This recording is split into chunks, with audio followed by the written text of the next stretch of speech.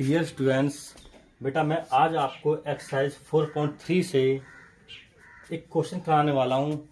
बेटा वो क्वेश्चन है क्या, यदि द्विघात समीकरण के मूलों का अस्तित्व हो तो इन्हें पूर्ण वर्ग विधि से हल करें।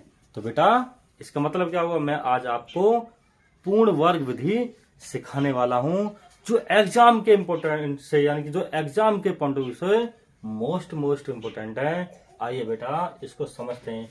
तो पहले कहता क्या, ये सवाल आपसे कहता है अगर इनके मूलों का अस्तित्व हो तो इसको पूर्ण वर्ग विधि से हल करें। तो पहले बेटा हम यहाँ पर इनका अस्तित्व चेकआउट करेंगे, और अस्तित्व के लिए हम क्या करते हैं बेटा, इसको मान लिया हमने इक्वेशन नंबर 1 समीकरण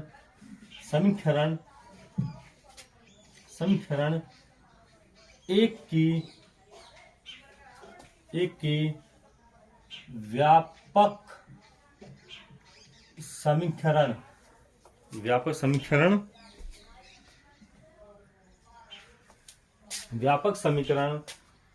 ax² plus bx plus c equal to 0 से तुलना करने पर, यहां से जो आपकी a1 इक्वल टू आया 2, b1 इक्वल टू आया -7 और c1 इक्वल टू आया आपका 3। तो बेटा अस्तित्व चेक करने के लिए हमें करना क्या होता है, आप इसको थोड़ा सा अगर ध्यान से समझें।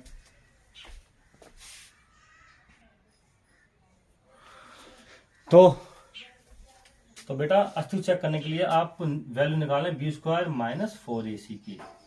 तो यहाँ से b की वैल्यू कितनी है, -7² इंटू 2 इंटू 3, तो यहाँ से आया 49 -4 दूनी 8 या 24, यानी कि यहाँ वैल्यू कितनी आ गई बेटा आपकी 25। और अस्तित्व होने के लिए या तो सुन लेना ध्यान से, या तो b² -4ac की वैल्यू ग्रेटर देन 0 आनी चाहिए या फिर 0 के बराबर आनी चाहिए। अगर ऐसा आ पाता है तो बेटा आपका अस्तित्व है। तो बेटा इसका मतलब क्या हुआ, 25 जो है 0 से बड़ी है, इसका मतलब क्या हुआ, अतः मूलों का अस्तित्व है। अतः पूर्ण वर्ग विधि से हल करने पर,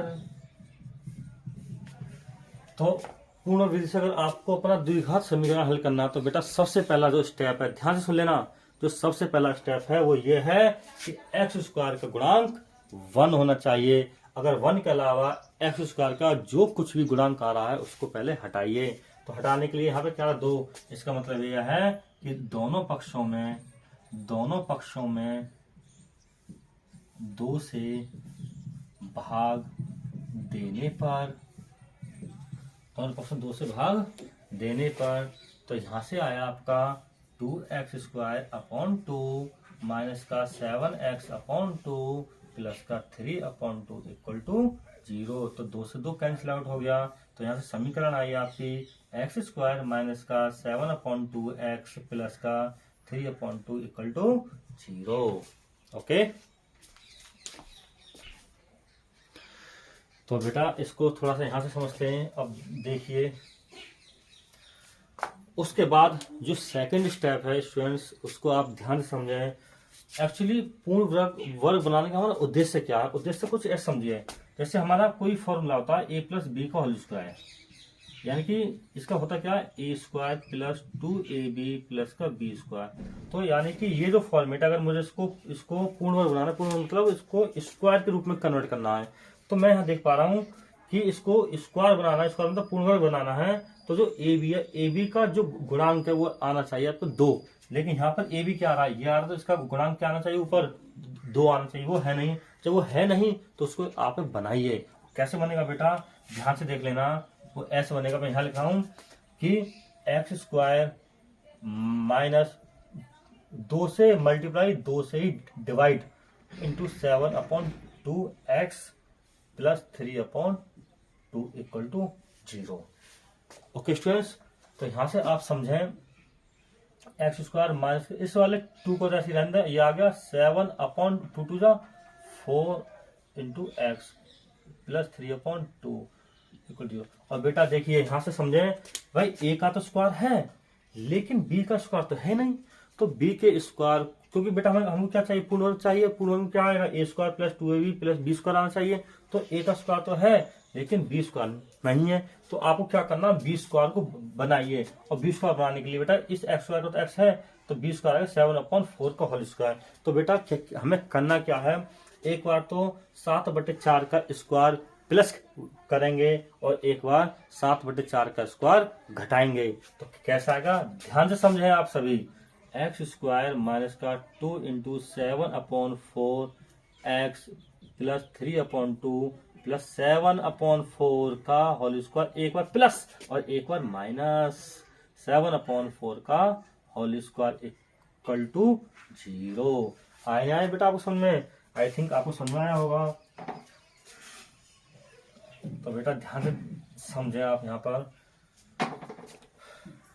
तो देखिए ये जो फॉर्मेट है, ये वाला अगर मैं और इसको देख लूं तो A square minus 2ab plus B square, तो क्या है यहाँ से x माइनस 7/4 का होल स्क्वायर, और यहाँ रह क्या गया बेटा 3/2 माइनस का 49/16 बराबर 0। तो यहाँ से आया स्टूडेंट्स x माइनस 7/4 का होल स्क्वायर प्लस एल्शियम ले लीजिए आप, यहाँ से 16 एल्शियम आया, तो 2 8 8 24 24 माइनस का 49 बराबर 0। तो यहाँ से आ गया आपका x माइनस 7/4 का होल स्क्वायर, यहाँ से बचा माइनस का 25/16 बराबर 0। ओके बच्चे, ये वैल्यू आ गई आपकी। ठीक है बेटा, तो मैं इसको यहाँ से रफ कर देता हूँ।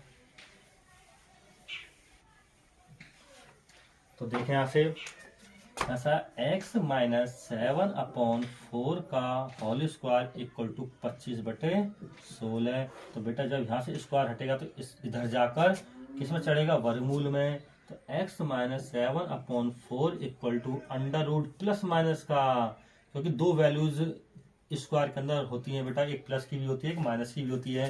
तो यहाँ से आएगा प्लस माइनस का 5/4।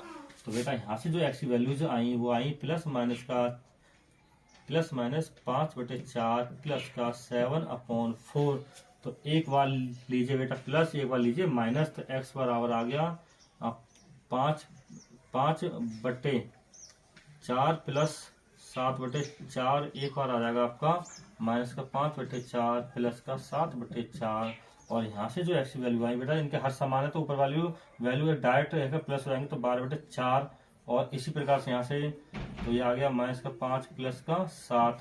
तो यहाँ से जो आपकी वैल्यूज आई x बराबर आ गया 4 3 3, एक बार आ गया 2/4, तो यानी कि 1/2, तो 1 2 2 2 नहीं। तो यही क्या थी बेटा आपकी इस द्विघात समीकरण के मूल हैं। ओके स्टूडेंट्स, तो बेटा मैं समझता हूँ आपको ये वाली विधि समझ में आई होगी, और बेटा आप इसको समझ लें, एग्जाम के हिसाब से मोस्ट इम्पोर्टेंट है। Okay dear, thank you so much.